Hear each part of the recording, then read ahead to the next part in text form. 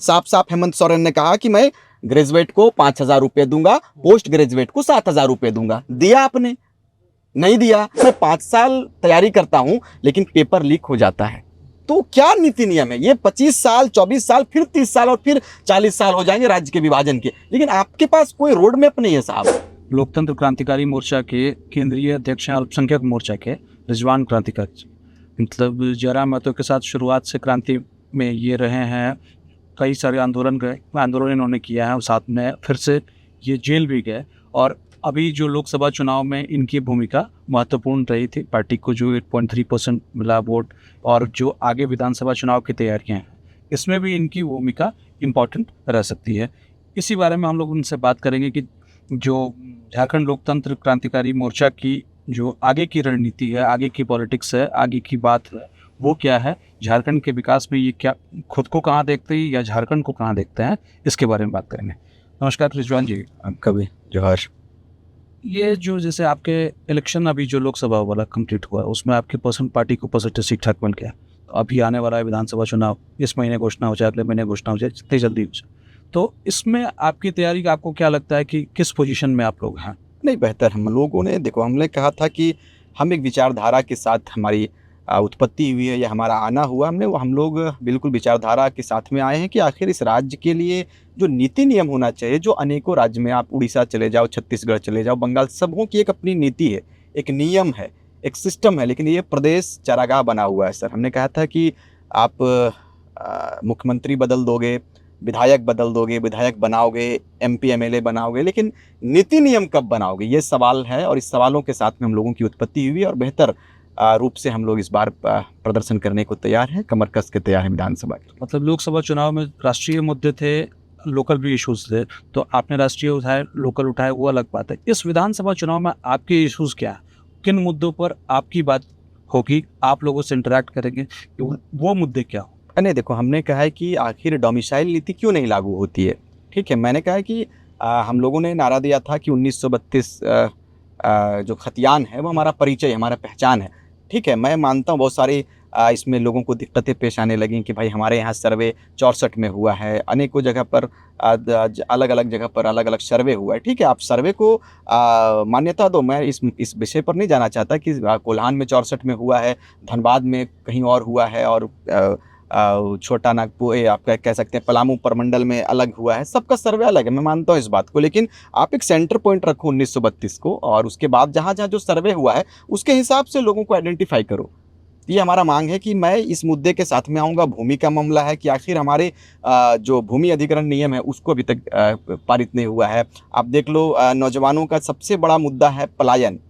आखिर नौजवान, आप हमारे क्षेत्र में आओगे, गिरिडीह लोकसभा के अंतर्गत गिरिडीह जिला से केवल 5 लाख प्रवासी मजदूर पलायन कर गए।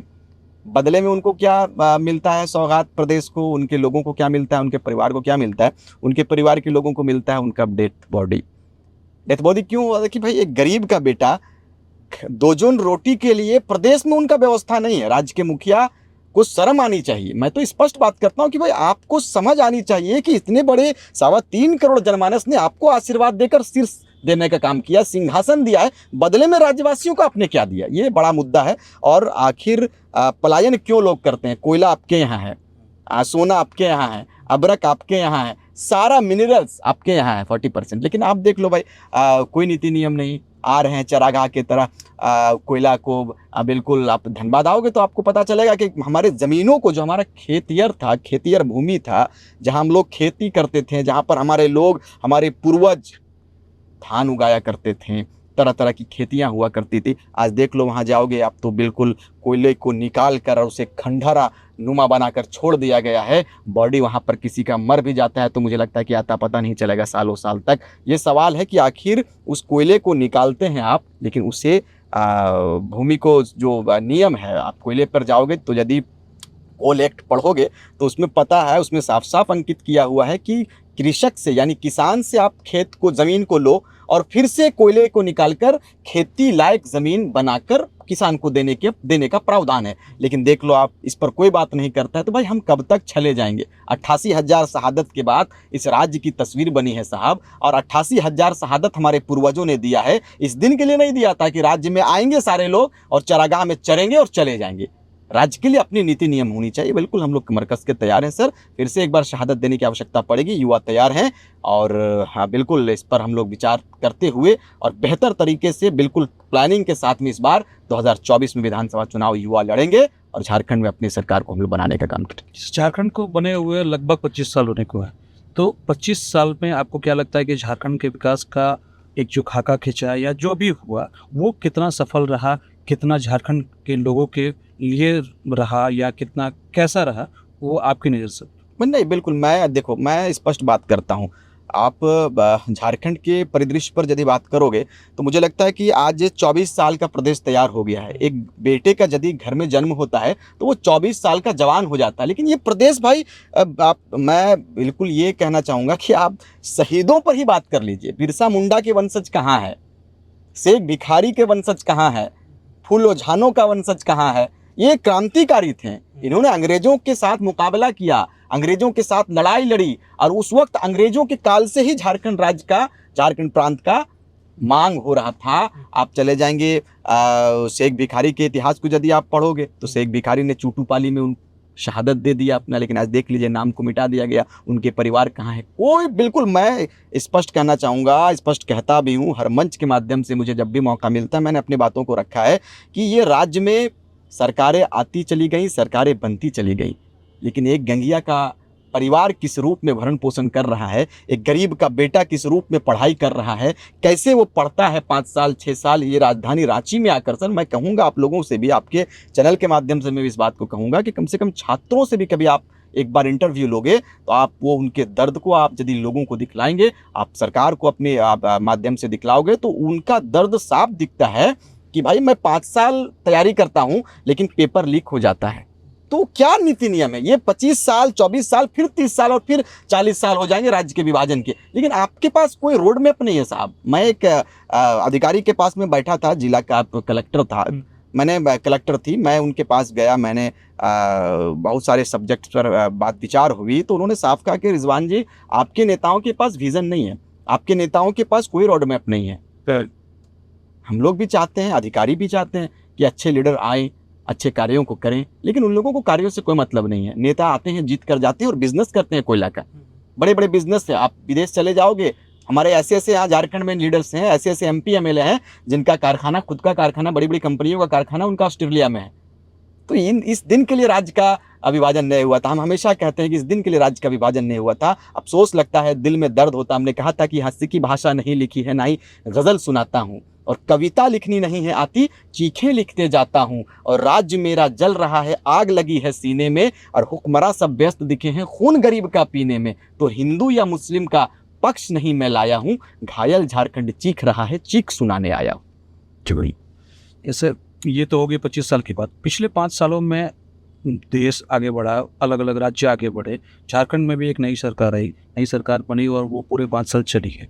तो उस सरकार से आपकी कुछ उम्मीदें पूरी हुई, मतलब हेमंत सोरेन की JMM सरकार से, या वो चीज़ें और बदतर हुई? दोनों में आपको क्या लगता है कि वो कैसा रहा या एज इट इज चलते रहा? नहीं देखो, आप एक चीज़ यदि देखोगे कि सरकार किनकी इस प्रदेश में सबसे ज़्यादा रही है तो no doubt Bharatiya Janata party की सरकार यहाँ पर काबिज रही है और गठबंधन की सरकार कहें या जैसे भी कहें, सबसे ज़्यादा यदि शासन कोई किया है तो मुझे लगता है कि भारतीय जनता पार्टी ने किया है। लेकिन भारतीय जनता पार्टी कोई एहसास तक नहीं हुआ, ठीक है। वो डोमिसाइल की बात बाबूलाल मरांडी जी ने शुरुआती दौर में कही थी, सराहनीय है, लेकिन उसके बाद का कोई ऐसा उनके पास ना तो तैयारियां रही और ना कोई ऐसे बिजनेस प्लान रहा, ना तो कोई ऐसे उद्योगपतियों को उद्योगपति तो आए हमारे प्रदेश में, नो डाउट हमारे प्रदेश में उद्योगपति आए। एक बार रघुवर सरकार का समय को यदि आप देखोगे, आपने भी देखा हमने भी देखा, हाथी उड़ रहा था, लोगों की बड़ी आशाएं जगी हैं कि भाई अब हाथी उड़ने लगा तो मुझे लगता है कि आकाश तक हमारे लोग भी पहुंचेंगे। बहुत सारे लोगों ने कहा, आप यदि मैं आपको छोटा सा संक्षिप्त में बताना चाहूँगा, बोकारो का विरंची नारायण की बात यदि आप कर लोगे तो विरंची नारायण साहब ने पिछले चुनाव में उन्होंने कहा था कि मैं एयरपोर्ट लाऊंगा, एयरपोर्ट को फ्रेश करूँगा, चूँकि एयरपोर्ट वहाँ पर है, उसके बाद यहाँ से गरीब को मैं हवाई जहाज़ की सवारी कराऊँगा, हवाई चप्पल वालों को। बड़ी आशा उम्मीद थी, बोकारो वालों को बड़ा उम्मीद लगा कि भाई चलो ऐसी बात कर रहे बिरंची नारायण जी विधायक बन जाएंगे तो हम लोगों को शायद सौभाग्य प्राप्त होगा, लेकिन वो तो सपनों में रह गया। अभी जब हालिया आपने स्टेटमेंट सुना होगा वहाँ के नवनिर्वाचित सांसद महोदय आदरणीय हमारे बड़े भाई ढुल्लू महतो जी के आपने इंटरव्यू, या मुझे लगता है इंटरव्यू नहीं, वो किसी कार्यक्रम में कह रहे थे कि झुग्गी झोपड़ी खाली नहीं होगा। अब बताओ मुझे श्रीमान कि यदि झुग्गी झोपड़ी, आप एयरपोर्ट के बगल में झुग्गी झोपड़ी है, उसको यदि नहीं हटाएंगे तो एयरपोर्ट कैसे साफ होगा, एयरपोर्ट पर आवागमन कैसे होंगे? ये तो साफ इंडिकेट आपने कर दिया कि हमारे वादे झूठे रहते हैं। भारतीय जनता पार्टी की बात करोगे, उनके नेताओं की बात करेंगे, मैं बिल्कुल डंके की चोट पर कहता हूं कि उनके नेता सिर्फ बकवास करते हैं, उनके नेता सिर्फ आश्वासन देते हैं, गरीब जनता के दिलों से खेलने का काम करते हैं। यही ढुल्लू महतो जी ने साफ साफ कहा कि ये कांटी नहीं उखड़ेगा बोकारो का। एयरपोर्ट के बगल में जो झुग्गी झोपड़ी है, मैं झुग्गी झोपड़ियों के साथ में, भाई आप राजनीति कर रहे हो, झुग्गी झोपड़ियों के साथ आप कहते हो कि मैं झुग्गी झोपड़ियों के साथ रहेंगे। आपके विधायक वर्तमान में जब उस समय का चुनाव रहता, चुनाव में साफ साफ उन्होंने वादा किया, स्टेटमेंट देख लीजिए कि एयरपोर्ट देंगे बोकारो वासियों को। कहां गया आपका वादा? ये भारतीय जनता पार्टी का कथन हो गया। श्रीमान हेमंत सोरेन जी की बात आप करोगे, उन्होंने कहा साफ साफ, हेमंत सोरेन ने कहा कि मैं ग्रेजुएट को 5,000 रुपए दूंगा, पोस्ट ग्रेजुएट को 7,000 रुपए दूंगा। दिया आपने? नहीं दिया। फिर अभी आपने कह दिया मैया योजना। भाई ठगो मत। मैंने साफ साफ कहा, आदरणीय मुख्यमंत्री महोदय से भी हमने कहा था कि आप ठगो मत। आप माटी का बेटा हो, आंदोलनकारी घराने से बिलोंग करते हो, दिशोम गुरु जी के पुत्र हो आप कम से कम इतना तो ख्याल रखो कि आप भाई नहीं वादा कर सकते हो तो वादा मत किया, पूरा नहीं कर सकते हो तो वादा मत करो। तो कुल मिला जुलाकर साहब सब यहाँ फुटबॉल टूर्नामेंट में मिलकर खाते हैं बिरयानी और मिलकर यहाँ पर खेलते हैं फुटबॉल और क्रिकेट और हंसी मजाक होता है। चाहे आप इरफान अंसारी की बात करोगे या फिर वो सारठ वाले विधायक, क्या नाम है उनका, रणधीर सिंह जी की बात करोगे, दोनों कैमरे में खूब झगड़ा करेंगे और सारठ में और जामताड़ा में बैठकर ये लोग एक साथ बिरयानी खाते हैं। तो कुल मिला जुलाकर आपने कहा कि कौन सा सरकार आप पर आपने फिट, कोई सरकार फिट नहीं बैठा राज्य के लिए, हित के लिए, राज्य के नीति नियम पर कोई नेता फिट नहीं बैठा।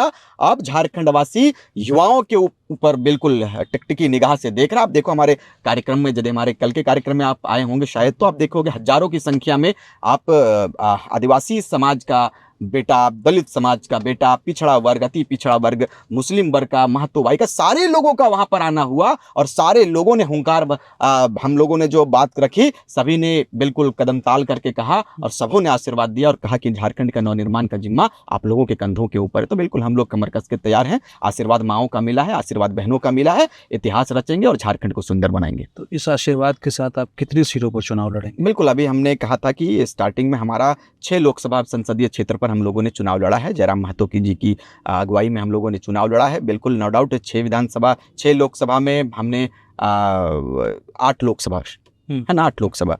तो कहने का मतलब है कि एक लोकसभा में 6 सीटें हैं।